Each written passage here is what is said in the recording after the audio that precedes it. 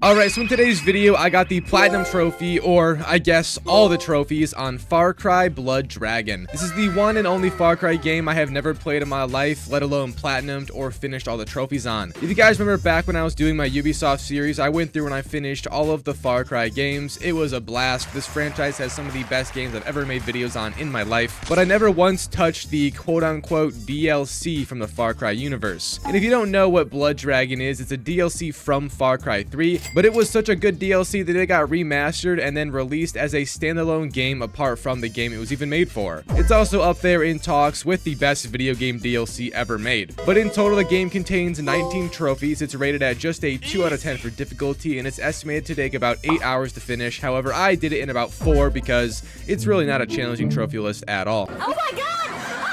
So starting off Far Cry Blood Dragon, stage 1 is to beat all 7 main missions and headshot every enemy. You get some retro game style cutscenes to start off with, and this is how they do them throughout the game. It's a little switch of pace, if you will, back when Ubisoft actually tried to make banger games and be creative with them. It's pretty sad to see just how far the homie has fallen, but in this cutscene we get the plot for the world we are in, and as far as I know, it's not related to Far Cry 3's world at all. We are in more of a nuclear Fallout world that is also in the vibe and setting of like the neon 90s, cyberpunk, and all of that. It's a great vibe choice for a Far Cry game. I wish they had a mainline one like this instead of whatever the f we got going on during 6's story. But you also find out, or rather see, that the character we play as, being named Rex Power Colt, is a modified human of sorts, being mostly just robot. So in a sense, we are kind of just a Terminator, but like a far more chill and charismatic one. But then it swaps to gameplay right after that little short setup scene, and our entire job is to just unleash bullets into the enemies at an enemy base down below us.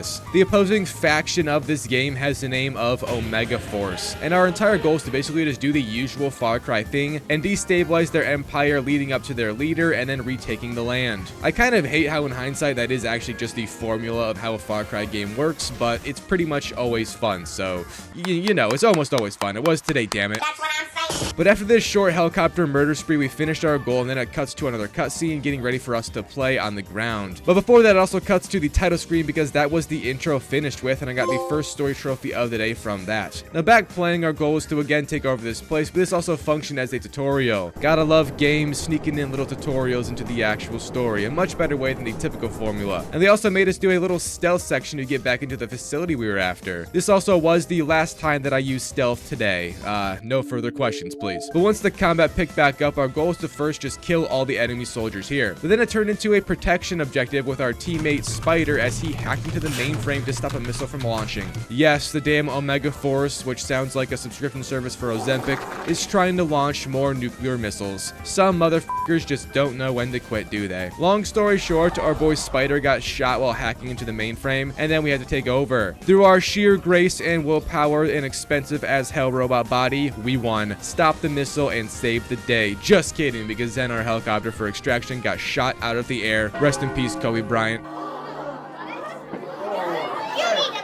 Anyways, the next cutscene then shows us waking up to a short-haired woman named Darling.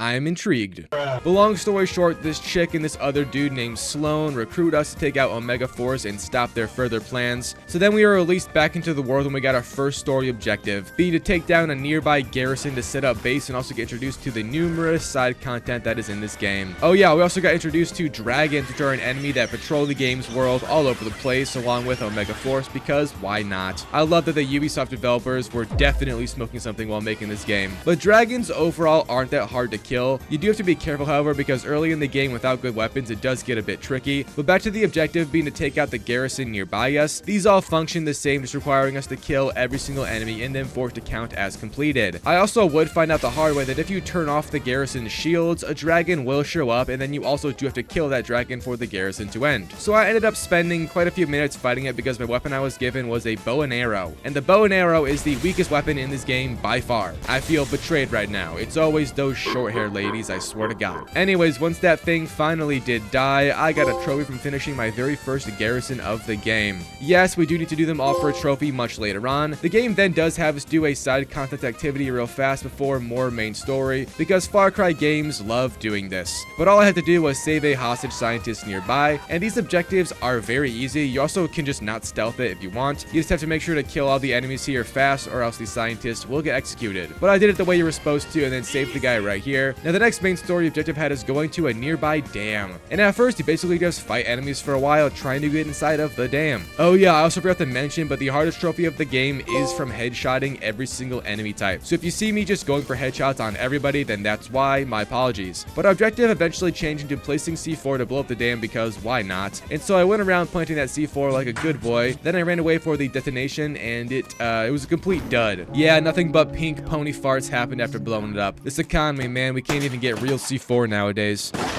Now, if you were wondering why they made us try to blow the dam up, it's because it's the main power source for Omega Force on this island. Water power or hydropower, I don't know, I skipped community college to play video games. But since we failed at that, instead we found an engineer deep within this place that wants to help us shut it all down for good. So we then had to protect him through numerous combat encounters till we could shut down this reactor that's funneling all the power through. And after all was said and done, we punched the thing to shut it down successfully, but sadly the engineer guy got shot and died on the spot. A true sacrifice for his country. God bless America.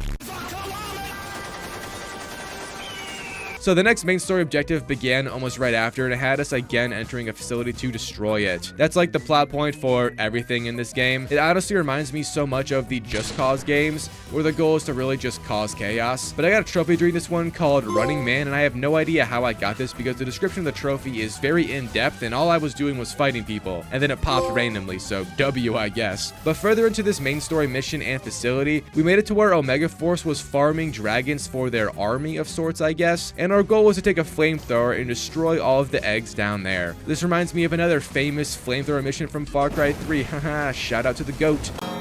I love you, bitch. But this actually was sort of hard because the dragon mamas were not happy with us eradicating their entire family lineage. I almost felt bad, but at the same time, I mean, they're dragons. They don't pay no fucking taxes. It's ridiculous. Anyways, I then just escaped from this place with a very conveniently placed elevator with a turret on it. I always love when that happens. And during the next main story mission, I got another trophy during it called Derp from jumping down 50 meters. Now, this is possible pretty much only here because it's the only place where there's a 50-meter drop, but it's when you have to drop down this tall-ass elevator shaft to reach the underground because all of the cool stuff happens down there, as we know. Once taking the lead, the trophy did pop, and here it is. Now down here we were searching for some doctor guy because he was the mastermind behind the dragon creations, and we don't really find him but rather get found ourselves and then fight Omega Force for absolutely forever. It all leads into a boss fight against two ultimate dragons, which were also very hard to kill, and in this fight, because you have to kill them, I apparently killed my first dragon, even though I literally have fought multiple of them in this game. I guess sometimes the AI helpful scientists, which help you here and there, might be stealing some of my kills.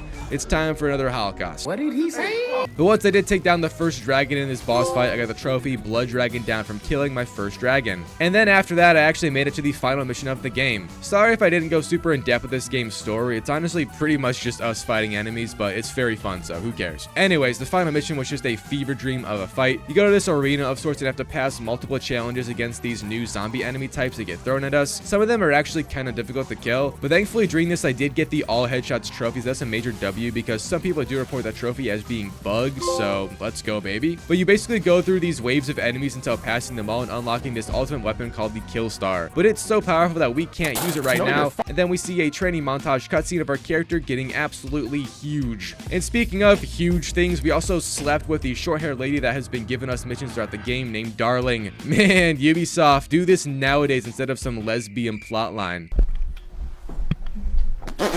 But then we do get to play again and use the Kill Star to go to the final showdown, which is honestly not much of a fight at all. We got to ride this ultra powerful dragon and use its weapons on the enemies to destroy their top secret weapon base, kill the man in charge, and yeah, it was extremely easy. We also don't kill the evil guy ourselves, just rather during this cutscene, so boo. I wanted to stab him in the neck and watch the life leave his eyes.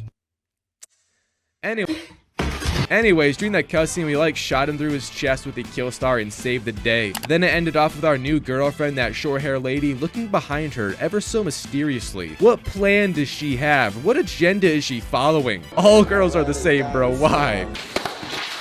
Anyways, after the credits rolled and I skipped them because I'm not reading all of that, I got the finished story trophy right here. So now it's time for stage 2, which is the cleanup stage of all of our remaining trophies. The big goals here are to just finish every garrison, do all of these side missions, and get all of the collectibles. I first began just doing the garrisons because I thought it would be the easiest since they are all marked on the map and very simple. Also, completing garrisons unlocks collectible maps to then buy, so the collectibles are very easy to find as well. And while I was doing the garrisons, I also would do some side quests and some collectible grabbing here and there if I saw them in my path. Also getting the trophy called Set Them Free from destroying 5 brain cages, which are like these gay headgear they put on the dragons occasionally. Basically, it just makes them lobotomized and we kill them afterwards, so I don't know why, but easy trophy. And about 30 minutes after that, I did get the all garrisons finished trophy. Garrisons are all very easy. You can make them easier by destroying the alarms in them because reinforcements do get called nearly every time if you go in guns blazing. However, I can't do stealth in video games, so I didn't do that and I just took it in the rear, if you will. But yeah, after finishing them all, I get the trophy pop without issue right here. I then began to go around the map and do collectibles and side quests more deliberately, but also at the same time as each other. Even going so far as to get a trophy from killing a dragon with the bow, which is honestly hard as hell. There is a strategy for this though, because the bow sucks extremely badly. It's to basically damage the dragon to nearly dying with the kill star, which is just a laser weapon that is crazy good, and then hit the dragon a few more times with the bow to kill it. But even then, it took me multiple tries because usually friendly AI enemies are nearby and will butt in to help, sometimes stealing the kill. Eventually I did it, however, and I got the trophy pop right here. I also ended up killing every animal type after that for another trophy called Murder Nature, when in the midst of doing a Predator Path mission. These are the only side quest type opposed to the hostage one, and it has you hunting down animals typically. A few of them are against Omega Force commanders, but almost all of them are in regards to actual animals. One of which was the turtles and crocodiles, both of which I never found in the open world and I had a chance to take out. So once I did during this side mission, I got the trophy pop, easy peasy. Now my next 2 trophies are both from finishing all of these side quests in the game. First being the hostage situations, which at this point I was just running in guns blazing, literally because I had a handheld laser death machine, so that trophy was easy as could be. And then the Predator's Path missions. Again, these are usually on animals, but I think my final one was on special Omega Force soldiers. Overall, still the same process, and I got that trophy pop right here as well. And literally a minute after that trophy popped, I found another dragon to fight, and after killing it, I reached max level, and I became the ultimate badass for the trophy, Hail to the King, baby.